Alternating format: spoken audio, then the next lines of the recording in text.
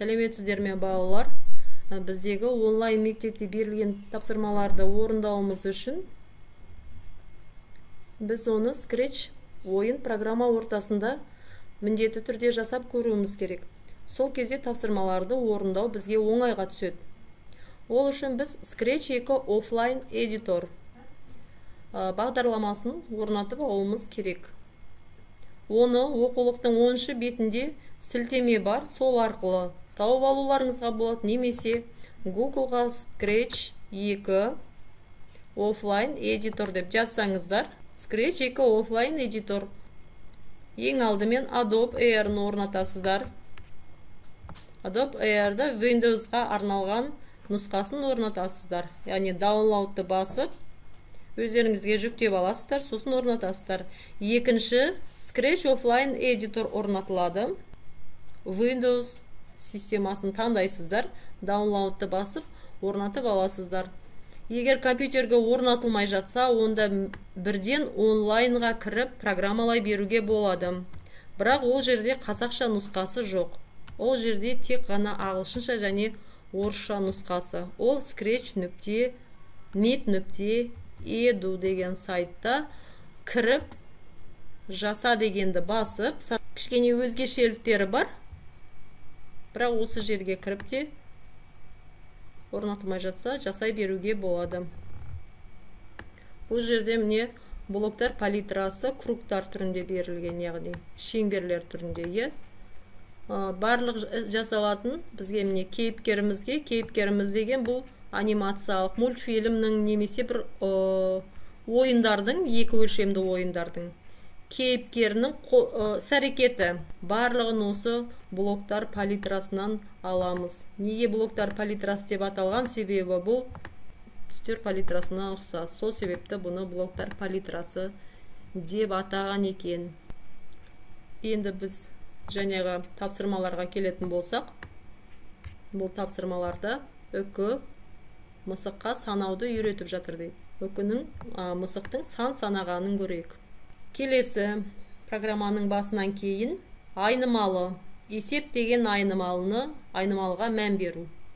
Бізде айнымалыларды деректер блогынан аламыз. Айнымалылар дегеніміз не? Ол өзгеріп отыратын шама. Айнымалыларды біз әріппен белгілейміз. X, Y, ұзындығы A, ені B, төртбұрыштың ауданы S, көлем V деген сияқты уақыты әртүрлі әріптермен біз белгілейміз айнымалыларды. Ол бізде компьютерде қалай түсініледі? Ол компьютерде айнымалы дегеніміз бос тұрған ұяшық. Бұл ешқандай оған біз логикалық элемент немесе ешқандай сан, ешқандай бір мән берген жоқпыз әлі. Ол бос тұр деген сөз. Оған атау ғана беріп қоямыз бір әріптермен, содан кейін ол жай ғана айнымалы деп аталып тұрады. Біз сол сияқты есеп деген айнымалын жасап қояйық. Ол үшін деректер блогынан айнымалы жасау дегенді басамыз.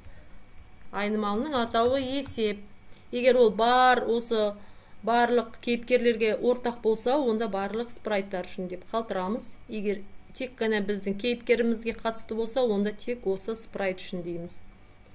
Барлығына деп қалтырайық. Келесі қандай айнымалы бар? Бізде әзірше бірақ айнымалы бар. Енді осы айнымалыға мән берейік. Әзірше 0 деген мән беріп қойыпты. Келесі 17-ге дейін қайталау дейді. Яғни есептеуді 17-ге дейін, яғни санау деп те атауға болады айнымалыны. Есептеу. Енді мағынасына қарай атау беріледі ғой. 17 рет санауды біз цикл. Яғни цикл дегеніміз бұл қайталанатын әрекеттер тізімі, тізбегі. Цикл дегеніміз қайталанып отырады. Бұл жерде біз 17 циклымыз 17 рет қайталанады. Немене қайталанады? 17 рет сан саналады. Яғни айнымалымыз деректерден жасап қойған айнымалымыздың мәні өзгеріп отырады. Мәнін өзгерту. Енді есептейміз. 15 есептеді. 15 дейді. Есептің мәнін өзгертеміз. Минус 2-ге. Так, қайтадан есептейміз. 15 дұрыс. 17 рет санады, одан 2-ні алып тастады. Сонымен нәтижесі 15 болды. Жасаған айнымалымызды жойып тастауымызға болады. Бұл жерде не сұрап тұр? Бұл жерде екі дос жұлдыздарды санап отыр дейді. Бірақ осы жұлдыздарды санау программасында қате кеткен, соны табуымыз керек. Енді бұлай қарасаңыздар, жәнегі программамызға ұқсас, және санағанда біз бір қадамнан өзгеріп отырғанбыз, 0 болды, одан кейін мәнін бір қадамнан өзгертіп отырғанбыз. 1, 2, 3 деп. Ал бұл жерде 2 қадам. Демек, 0-ден кейін 2, 2-ден кейін 4-ке секіреді деген сөз. Енді біз бір нәрсені санағанда 2, 4, 6 деп аттап санамаймыз ғой. Бір қадамнан санаймыз. 1, 2, 3, 4 деп. Сол себепті бұл жерде қадам өтірік. Қадамнан қате кетіп тұр. Бұл өздерің жасап, қатесін тауып алуларыңызға болады. Келесі есепте А, Б тік төртбұрыштың қабырғалары болып табылады дейді. Бағдарламаның мақсатын анықта. Яғни бізге төртбұрыштар берілген, ұзындығына мән берілген, А-ға, Е-ні, Б-ға мән берілген, 4 деп беріпті, және ұзындығы мен Е-нің қосып, келесі қадамда оны 2-ге көбейтіп, несін тапқанын сіздерден сұрап тұр. Бұл жерде математикалық білім қажет болады. Енді жасап көрейік.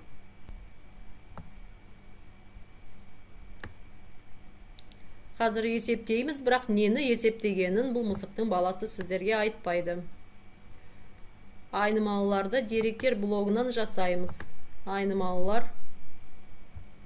Бізде А деген айнымалы бар.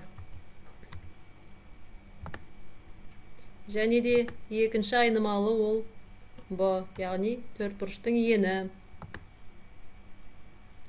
А деген айнымалымыз ол төртбұрыштың ұзындығы. Келесі С деген айнымалымыз бұл екеуінің қосындысы. Міне барлық қажетті айнымаларды жасап алдық. Енді оларға мән берейік. Мән беру деп аламыз. Содан кейін таңдаймыз. Құрып алған айнымалылардан. Айнымалы А, айнымалы Б, айнымалы С. Ұзындығы 5, ені 4. С дегеніміз бұл А мен Б-ның қосындысы. Яғни арифметикалық амалдар мен логикалық амалдарды біз операторлардан аламыз. Формуланы жазу үшін біз операторлардың блогын пайдаланамыз, және ол жерге өзіміздің айнымалыларымызды әкелеміз. А-ны қосамыз Б-ға. Келесі қадамда келбет блогында дегенді 2 секунд бойы айту деген команданы тауып алайық. Немене дегенді?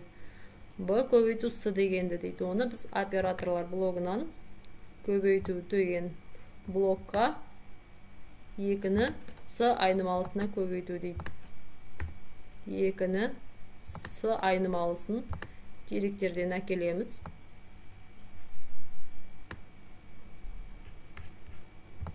Сонымен біздің программа дайын. Енді орындап көрейік. Міне жерде, міне уже орындап жатыр.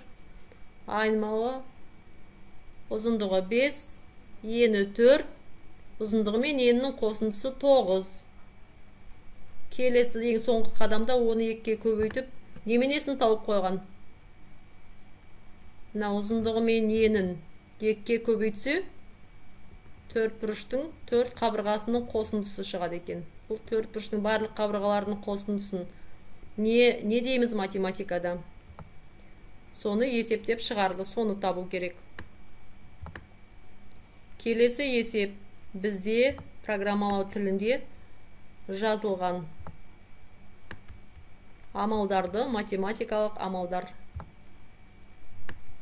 бойынша қалай жазылатынын сұраладым. Бұл оңай математикалық жазылуы мен программада жазылуы ұқсас бір-біріне. Қарасаңыздар, көбейтудің орнына біз жұлдызша қоямыз. Қосу, алу, ол амалдары сол қалпында қалады. Бөлуіміз бізде бөлудің орнында слэш белгісі тұрады. Келесі бұл үш түрлі айнымалы жасалған: жол, жылдамдық, уақыт деген. Яғни біз жаңағы айнымалыларымызды қалдыруымызға да болады, не жойып тастауымызға да болады, кедергі жасамас үшін.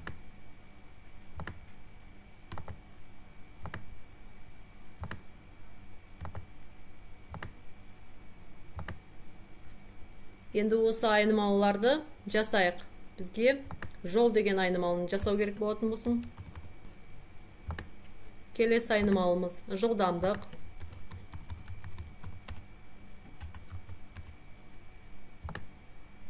Келесі айнымалымыз уақыт.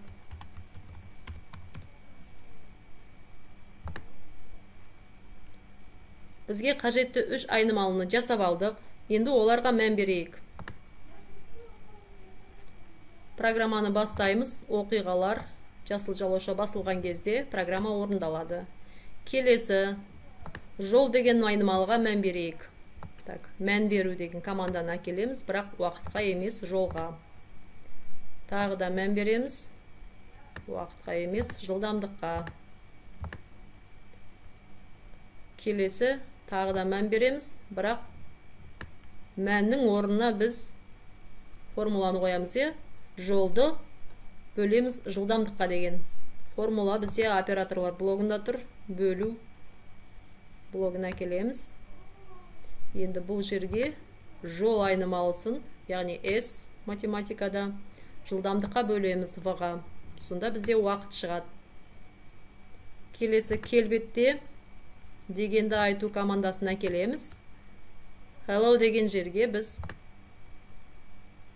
уақытты айтуымыз керек болады, бірақ уақыт әлі белгісіз. Оған айнымалыны қойып қоямыз. T-ны, яғни уақыт. Сонымен бізде программа жасалынды.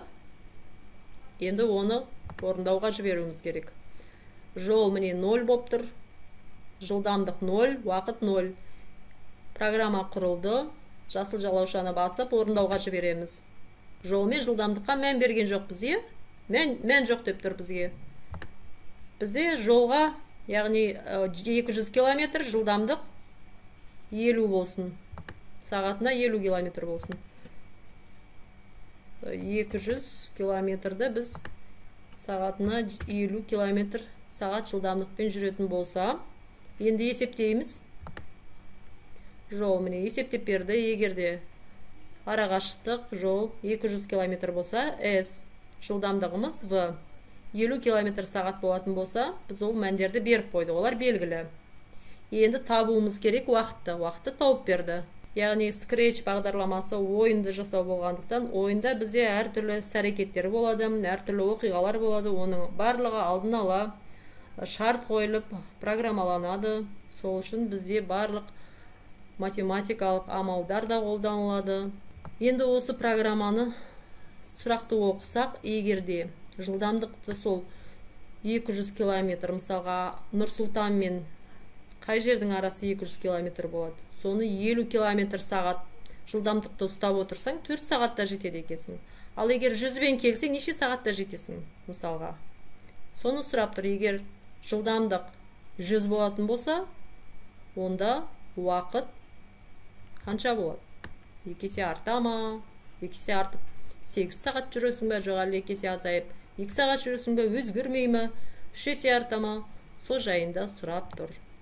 Барлығы түсінікті болса, онда сау болыңыздар.